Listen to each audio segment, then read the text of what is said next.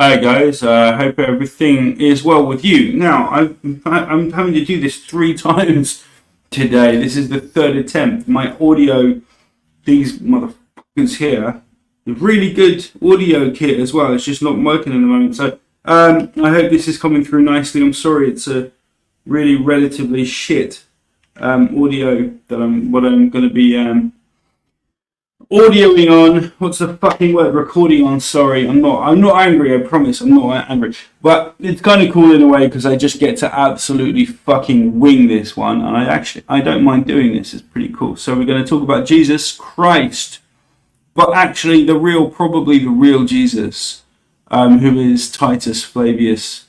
If you were talking about the gospel accounts, and at least maybe one or two gospel accounts, his ministry, his evangelion, seems to have been written into Luke specifically and in great detail.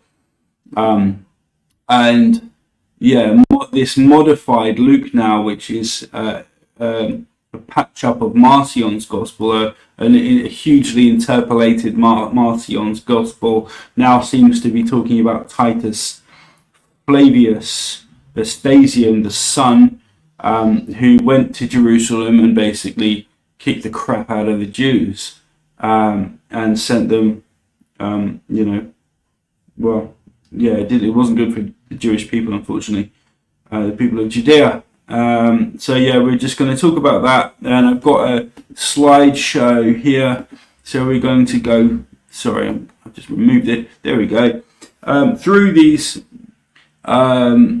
references here. Now, I have briefly touched on these before in another video I did a long time ago. We're going to go through them again, and I've now got the citations for people to check as well. So what we have is 3 people. They're all in this same chapter in my book, and you will have probably, if you're into Jesus studies, you will have heard of Josephus, Flavius Josephus, and Tacitus, and Suetonius as well.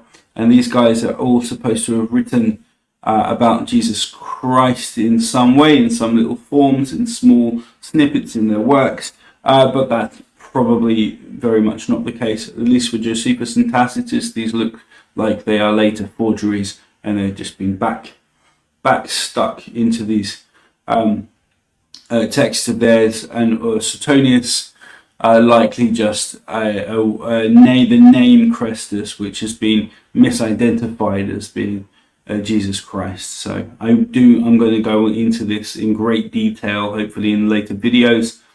But here's Josephus actually saying something completely different, and here's who he thought the Messiah was. What did the most to induce the Jews to start this war was an ambiguous oracle that was also found in their sacred writings. How about that time one of their countries should become governor of the habitable earth. The Jews took this prediction to belong to themselves in particular, and many of the wise men were thereby deceived in their determination. Now, this oracle certainly denoted the government of Vespasian, who was appointed emperor in Judea. So in Judea, Vespasian, having just won a big war against the Messianic Jewish sects in Jerusalem, and wrecked the city, has now become the emperor. And Josephus is saying, now this messianic claim is now given to Titus, not to Jesus Christ.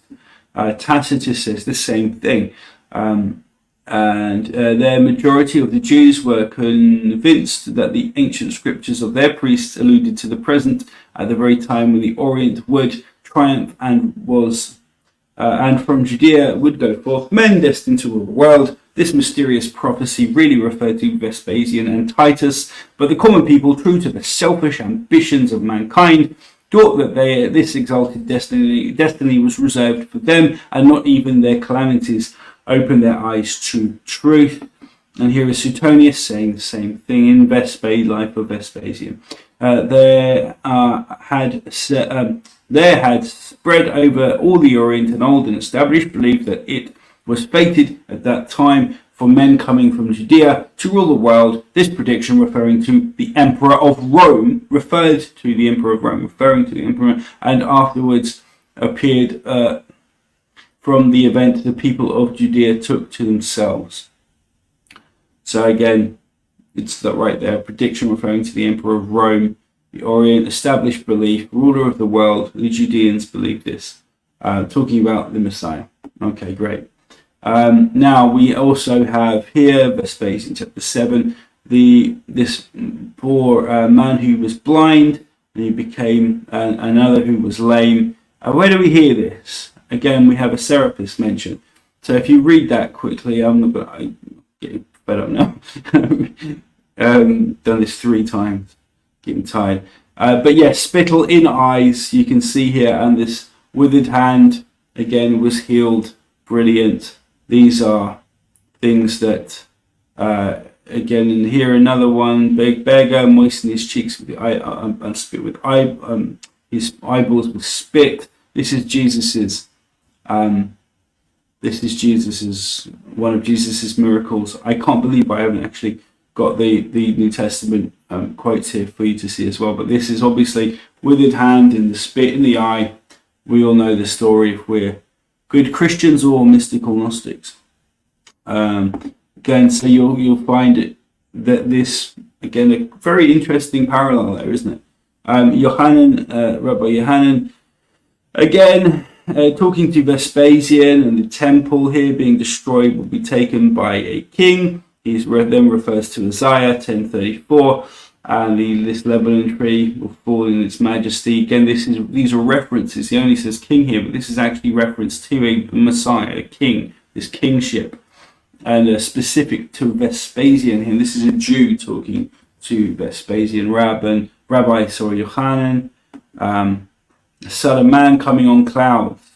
This is in Mark, but look, and again another Old Testament, like the Son of Man coming on the clouds, right, in Daniel. But here, Josephus among the clouds, coming, soldiers, chariots, coming to remove the evil generation from Judea and upset the temple, throw the money changers out, and all this kind of stuff. Well, this happened in real life. The Son of Man, the coming Son of Man, Jesus makes the prophecy right. It doesn't appear to really have happened, but it did happen. It was a little apocalypse. It was a mini apocalypse. A mini Armageddon happened to the Jews in 70 AD, and it was Titus Flavius that did this. So you see this weird parallel patch, this kind of prefiguring of the Jesus character in the gospel, saying things that are going to happen 40 before my generation is up. The Son of Man will come, and he will remove the wicked generation. That was Titus Flavius. It happened in real life.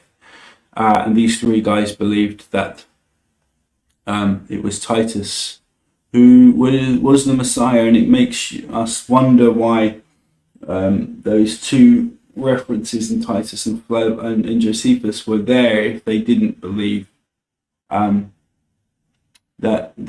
if in other places, in our other areas of their works, they said stuff like this. So that's interesting. So yeah, I just thought I'd make a little video there. It's interesting. There's so much evidence for this. I think that's the last of these. Yeah, we see Son of Man and another Son of Man. Oh my God. Oh, YTF. What's going on? Am I a conspiracy theorist? No, not really. I'm just looking at primary sources and seeing what they say. And they're right there. They've been here for 2,000 years, and people haven't really bothered to check how tightly Titus's gospel, his evangelion, it matches Jesus's in specifically Luke, but it's in other gospels as well. And there are 30 plus parallels which happen chronologically. Very interesting. The fishers of man bit, yeah, that happened on the Sea of Galilee, and it was Titus fishing for men once they upturned these Galilean rebels' boats, and they were fishing men out of the water with spears. That happened. I'll go into that at another point, but 10 minutes I reckon is a good time to leave it.